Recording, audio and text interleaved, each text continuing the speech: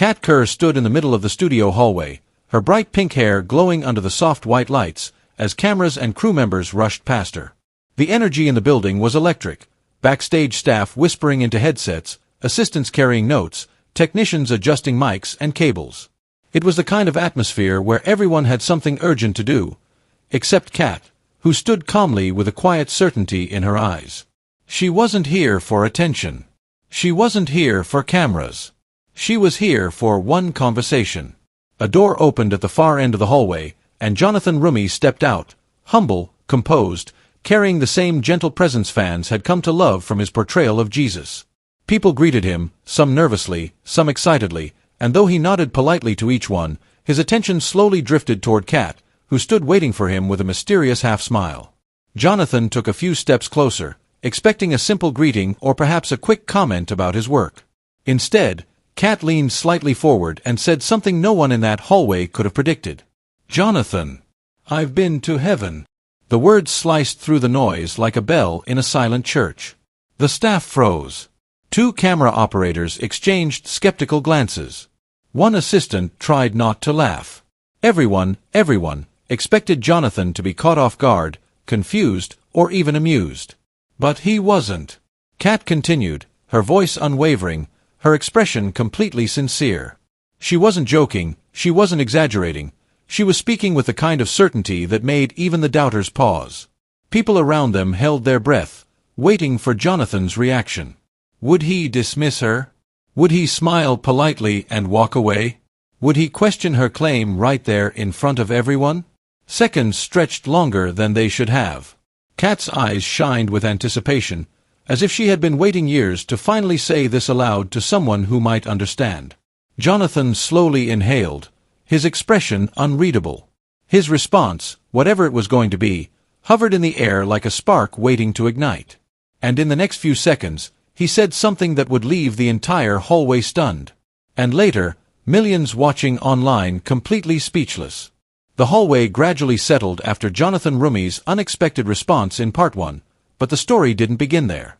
To understand the weight of the moment, the reason Kat Kerr stood waiting, the reason Jonathan listened so intently, we need to go back just a little. Back to the start of that unforgettable day. It was early morning inside the Harmony Faith Conference Center, a massive building known for hosting some of the most meaningful gatherings in the Christian community. Sunlight filtered through tall glass windows, scattering golden rays on the polished marble floors.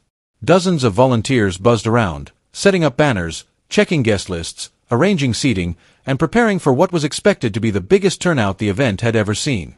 Jonathan Roumie was the headline speaker, the man whose portrayal of Jesus in The Chosen had moved millions around the world.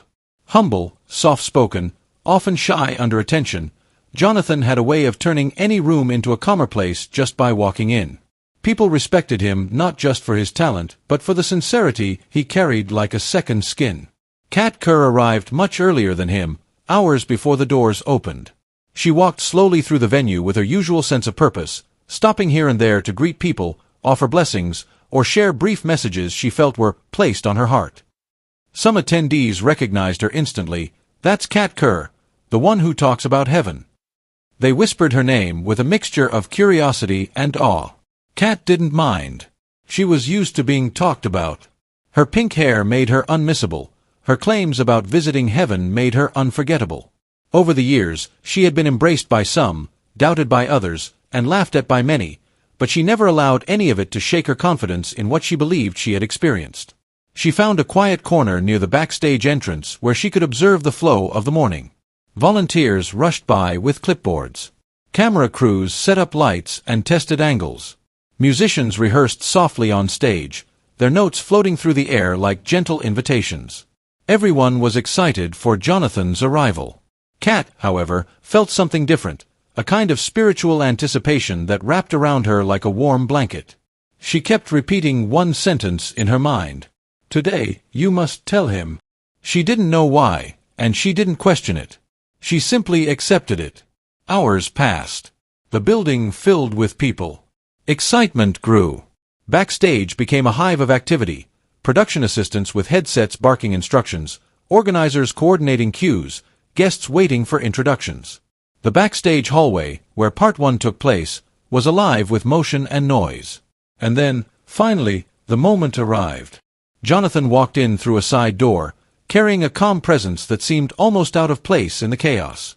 He greeted everyone with genuine kindness, stopping to shake hands, offering smiles to nervous volunteers, even thanking the people who adjusted his mic and managed his schedule. But Kat didn't approach him immediately. She watched him first, watched the way he treated people, watched the softness in his voice, watched how he made even the busiest crew member feel seen. She studied him with a patience that suggested she wasn't here to talk to a celebrity. She was here to talk to a soul. 2 organizers hurried toward Jonathan, handing him notes and outlining the program. One of them whispered something about timing, another about media interviews, and Jonathan nodded politely. Despite the chatter around him, there was a gentleness in his demeanor that made every person feel as though he was fully present, even when 10 things demanded his attention at once. Kat took a small breath, stepped out from the corner, and began walking toward him. She didn't raise her voice. She didn't wave. She simply walked forward with confidence, as if she believed, wholeheartedly, that she was meant to talk to him at that exact moment. A few crew members noticed her and exchanged looks. Some knew who she was and instantly braced themselves, as if expecting drama. One assistant whispered to another, "Isn't that the woman who claims she's been to heaven?" The other nodded, rolling his eyes slightly. Kat ignored them. She had heard whispers like that for years. Doubt didn't disturb her. Disbelief didn't slow her. She approached Jonathan as he finished speaking with a staff member. He turned, saw her standing there with quiet intensity, and offered her a polite smile. "Hello," he said warmly. "Can I help you with something?" That's when she stepped closer, folded her hands gently, and said with all the confidence in the world, "Jonathan, I've been meaning to tell you something for a long time." He blinked, curious. Kat leaned in just slightly, her voice calm but filled with significance. "I've been to heaven, and I believe I was meant to tell you." The hallway, once loud and busy, began to fall into a strange, quiet stillness. Behind them, staff members paused mid-step. Camera operators lowered their equipment.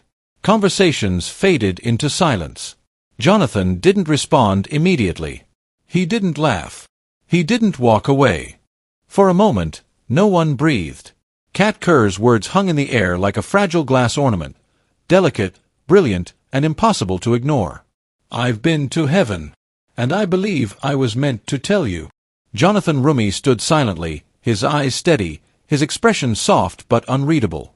Backstage staff watched with a mixture of curiosity, skepticism, and mild entertainment. To them, it looked like an odd interruption, a woman making a wild claim right before the keynote speaker walked on stage. A young camera assistant leaned close to his coworker and whispered, "She's serious?" His friend smirked. "She's always serious. Look her up." Kat heard them. She always did.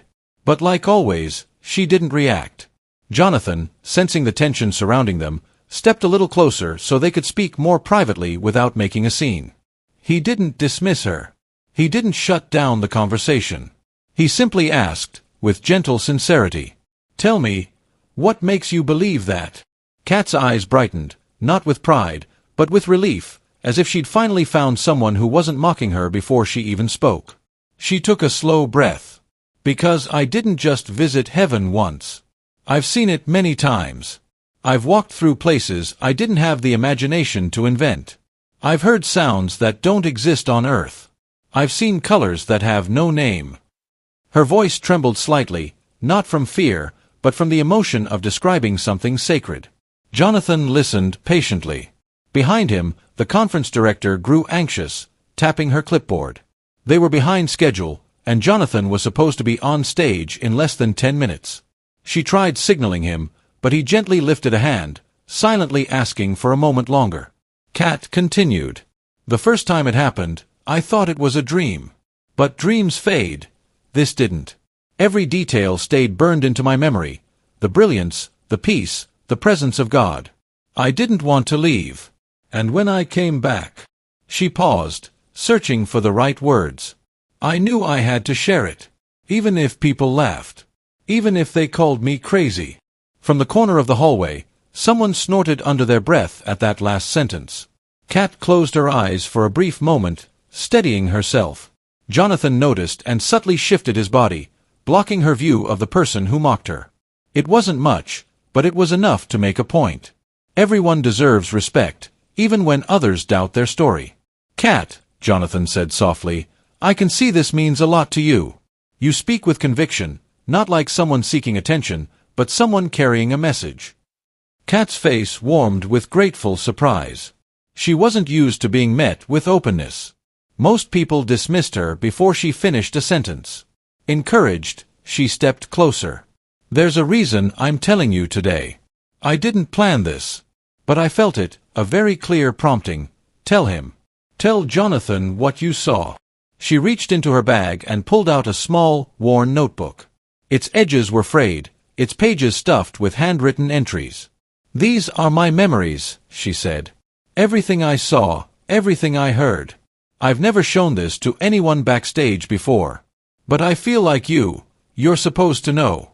The notebook trembled slightly in her hands. Before Jonathan could respond, the conference director finally stepped forward. Jonathan, I'm so sorry, but we really need you backstage right now. You have interviews waiting. The crowd is huge. We can't delay the opening segment. He turned to her with his usual quiet calm.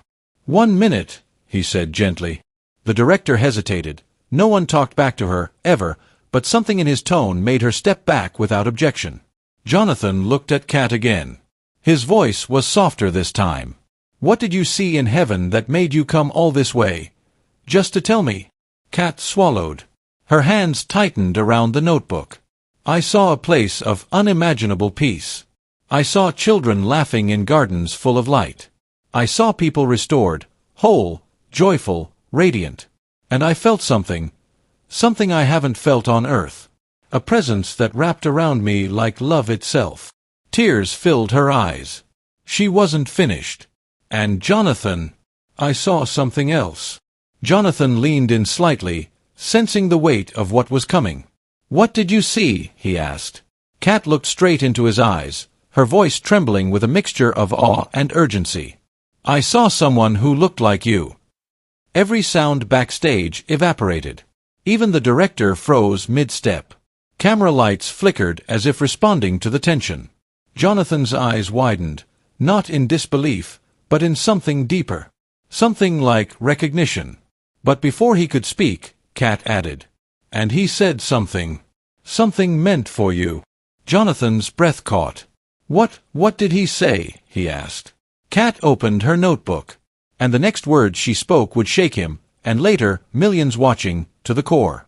The hallway felt colder, tighter, as if the air itself had paused to listen. Kat Kerr stood with her notebook open, her fingers trembling faintly on its worn pages.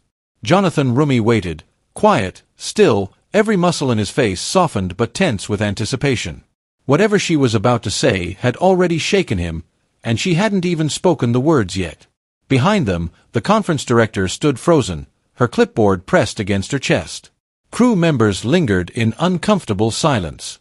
A few leaned in despite themselves, curiosity overwhelming skepticism. Even those who had mocked Kat a minute earlier now stared with an uneasy seriousness. Kat inhaled slowly. It wasn't a vision. It wasn't a dream, she began softly. It felt more real than standing here right now. Jonathan nodded, urging her to continue. She looked down at her notebook and read from a page written in blue ink, the handwriting neat but pressed with emotion. I saw a man walking beside a river so clear it looked like glass. The light around him wasn't shining on him, it was shining from him. Her eyes lifted and locked onto Jonathan's. He looked like you. The words struck him like a physical force. Jonathan's breath stilled in his chest. A strange expression flickered across his face, surprise, uncertainty, and something deeper, something he couldn't quite hide. A memory. A connection. A pull. He blinked, and for a moment, he wasn't standing in a crowded backstage hallway. He was somewhere else, somewhere quieter, somewhere he couldn't name. Go on, he whispered. Kat's voice grew steadier as she continued. When he walked toward me, I felt peace so strong it made my knees weak. I wanted to stay in that moment forever. And when he spoke, she swallowed, emotions swelling in her throat. His voice felt like comfort itself. Jonathan listened, the world narrowing around him. "What did he say to you?" he asked. Kat held his gaze. "He didn't speak to me. He spoke for you." Crew members exchanged shocked looks. Someone whispered, "For him." Another muttered, "What is happening right now?" Kat flipped the page gently, careful as though the ink itself was sacred. He looked at me with compassion and said, "When you meet him, tell him this: he carries more than he lets show. Remind him that heaven sees, even the burdens he hides." Jonathan's lips parted slightly, but no words came out. The crew fell utterly silent. No footsteps, no whispers, no nervous laughs. Only a deep, stretching hush that filled the hallway like fog. Kat continued, her voice trembling emotionally. "And then, he said something else. Something I didn't understand at the time." She looked into Jonathan's eyes again, and her voice softened. He said, "Tell him he's not walking alone." Jonathan's throat tightened. A flash of vulnerability crossed his face, so raw and honest that even the skeptical onlookers felt something shift inside them. He opened his mouth to speak, but emotion stopped him. He closed his eyes for a moment, inhaling shakily, as though steadying himself against a wave only he could feel. Kat stepped closer, her expression gentle. "I don't know what you've been carrying," she whispered, "but heaven wanted you to know. You're seen." Jonathan exhaled slowly, the weight of unspoken struggles pressing behind his eyes.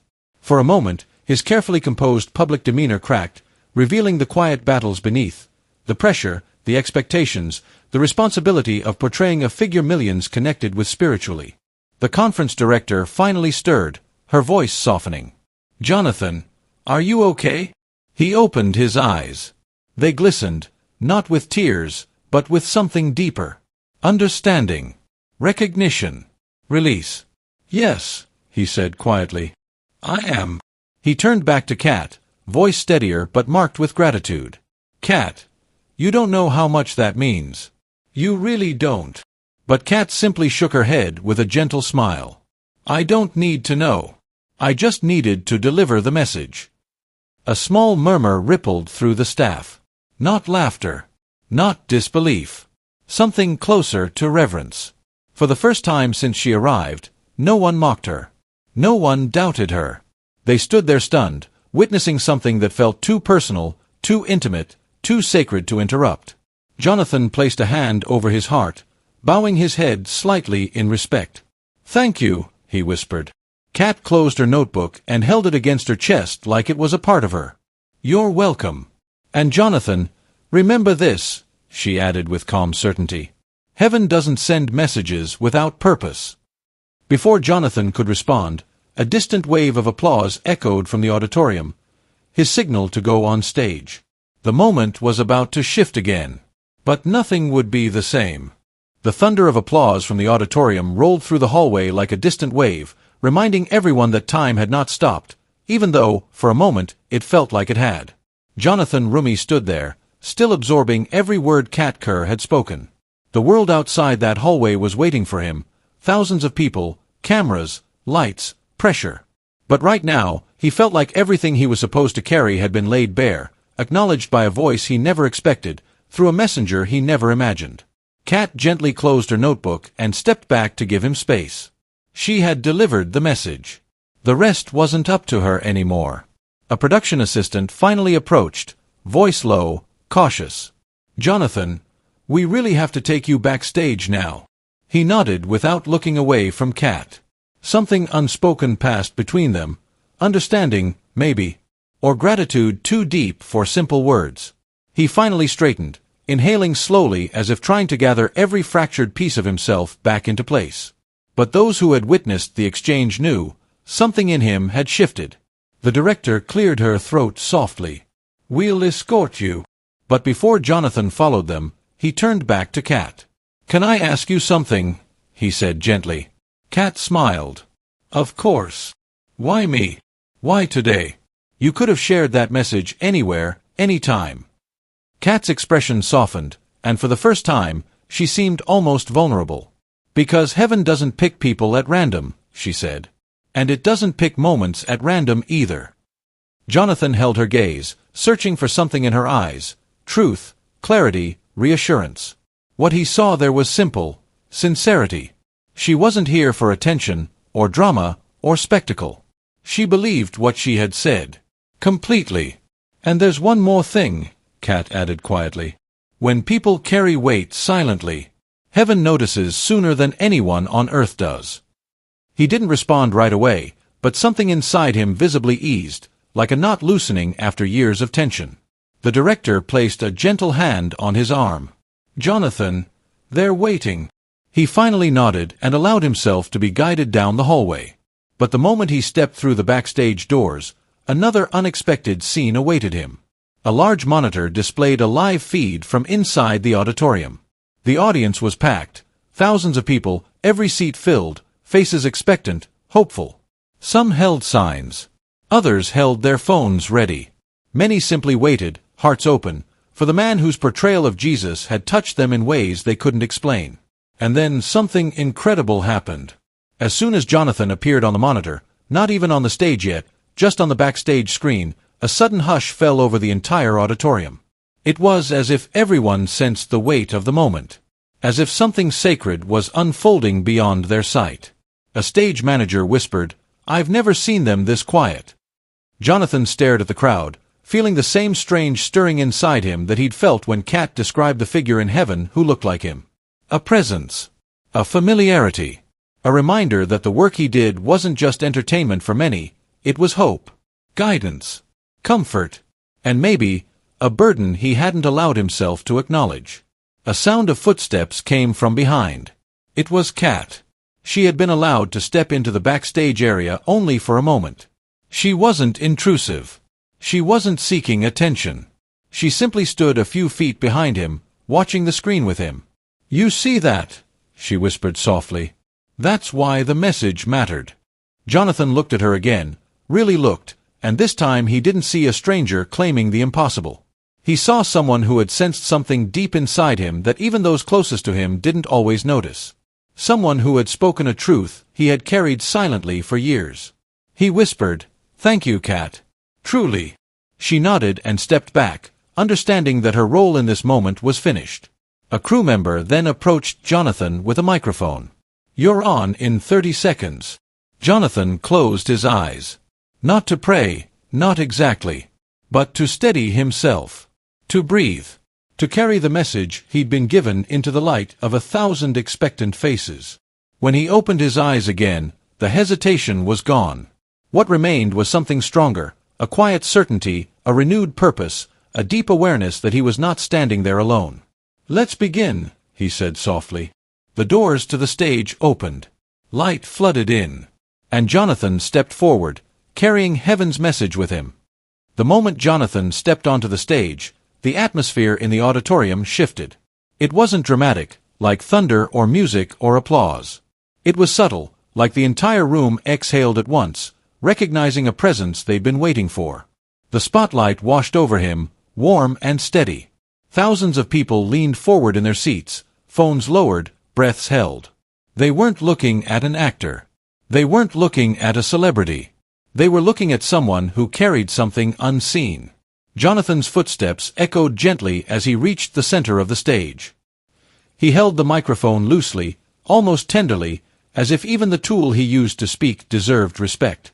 Behind him, a massive screen glowed with muted light, casting a soft halo around his silhouette. The crowd expected him to dive right into the scheduled message, his prepared talk about faith, compassion, and storytelling. But Jonathan didn't start with the script. He stood there quietly for a long moment.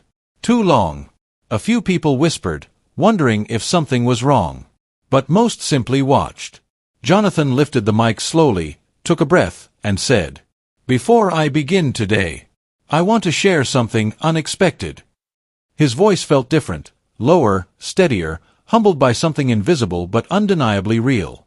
Backstage, Kat Kerr watched from the narrow gap of the curtain. She didn't smile. She didn't cry. She just watched with the tender patience of someone witnessing a seed take root. Jonathan continued, "Today, just before stepping out here, someone gave me a message. A message I believe was meant to be heard, not just by me, but by many of you. The audience shifted, intrigued. Jonathan walked a few steps, slow and reflective. I won't share every detail. Some things are sacred. Some things God whispers to you alone. But I will say this. He paused again, searching for the right words.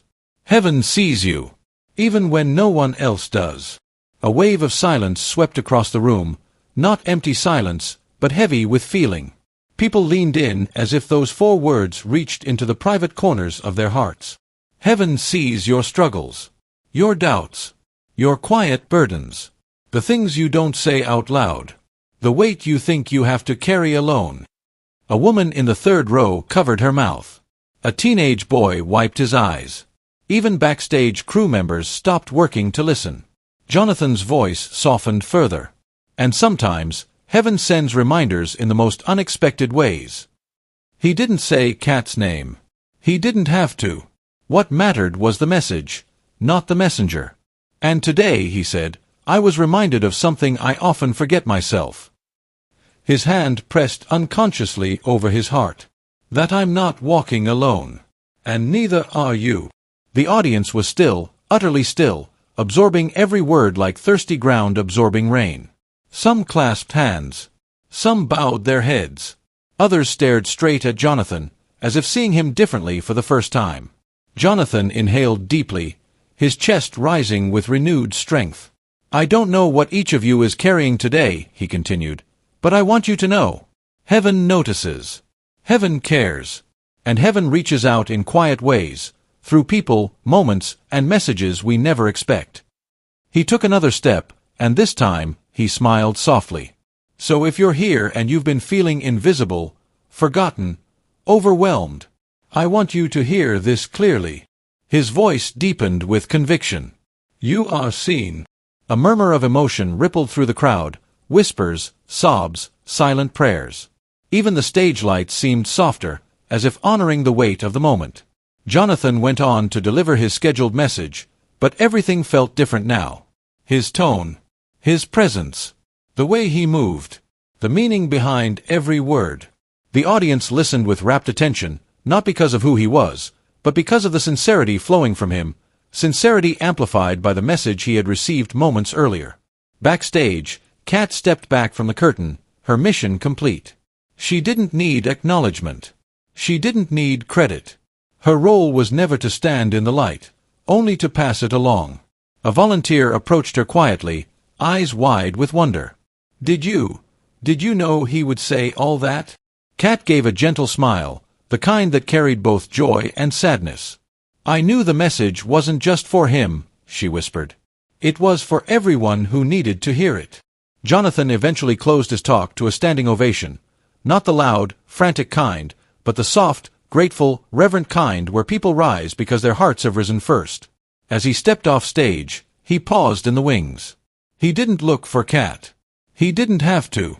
Something inside him already knew she was nearby. Some connections aren't seen with the eyes. They're felt. And the message he had received that day, unexpected, unreal, unforgettable, had become more than reassurance. It had become a calling. The studio lights dimmed, the cameras slowly pulled back, and the air carried a quiet stillness, one that felt deeper than silence. What had started as a simple interview between Kat Kerr and Jonathan Roumie had turned into a moment that millions would replay, a moment that left both believers and skeptics speechless. Jonathan sat with his hands folded, still processing everything Kat had shared, the visions, the descriptions of heavenly landscapes, the encounters she said she had with angels, the colors she claimed do not exist on earth, the laughter she said came from God himself. Whether one believed her or not, no one could deny one thing. She spoke with conviction, with passion, and with a childlike confidence that didn't waver even under the intensity of the spotlight. Kat, sensing the weight in the room, smiled softly. You know, Jonathan, she said, people think heaven is far away. But it's not. It's closer than our breath. And the Father, He loves every one of us more than we can imagine. Jonathan nodded, slowly, thoughtfully. He wasn't a man quick to react or give shallow responses. Every word he spoke carried intention, humility, and a depth that came from his own spiritual journey. After a long, reflective pause, he finally spoke. Whether someone has been to heaven or not, whether they've seen angels or not. What matters is the truth their heart carries, he said gently. Humility, love, compassion. Those are the marks of someone who walks with God. And today, your sincerity touched me, Kat. The crew behind the cameras exchanged glances. This moment, this energy, felt different. It was no longer an interview. It was a reminder. A message. A call. Kat's eyes softened. You know, Jonathan, people need hope. They need to know God is real. They need to know heaven is real. I share what I've seen not to boast, but to lift them up. And you did, Jonathan replied. But there's something even more important. Something people overlook. Kat leaned forward. What's that? Jonathan smiled, the kind of smile that carried warmth and gravity at the same time. We don't have to have seen heaven to reflect heaven. Silence fell across the room, not empty silence, but meaningful silence. The kind that makes people rethink the way they live, the way they speak, the way they treat one another. Jonathan continued, his voice steady and heartfelt. If you show kindness to someone who doesn't deserve it, that's heaven. If you forgive someone who wounded you, that's heaven. If you lift someone who is sinking, that's heaven. And if you love people who cannot give you anything in return, that's heaven. Kat felt her eyes brim with emotion. Millions watching the broadcast later would feel the same. That's exactly why the Father showed me what he showed me, Kat whispered. Heaven is not just a destination. It's a reality he wants us to carry here. Jonathan nodded. And the way we live, the way we speak, the way we treat others, that's what reveals whether heaven has touched our hearts. There it was, simple yet profound. A message powerful enough to echo far beyond the studio walls. Kat folded her hands. Jonathan, earlier you said something that stunned me. When I told you I had been to heaven, you didn't mock, you didn't dismiss. You asked, how did it feel to be so close to love? That moved me. Jonathan's eyes softened. Because that's what heaven is, isn't it? Love in its purest form. And then he added, almost in a whisper, and maybe, just maybe, heaven visits us more often than we realize. Those words electrified the moment. Not because they were dramatic, but because they were true in a way that touched the soul. Kat smiled, her voice gentle but full. So what do we leave the people with, Jonathan? What message goes out to the millions watching? Jonathan looked directly into the camera, expression steady and warm. Don't wait to go to heaven to start living like you belong there, he said. Show love. Be humble. Walk with grace. Treat every person as if God himself is watching, because he is. Kat added softly, and remember, you matter more than you know. Together, they sat in silence as the cameras slowly faded out, leaving behind a final echo. Heaven isn't far away. Heaven begins with how we live. Type heaven if you believe love is the real miracle.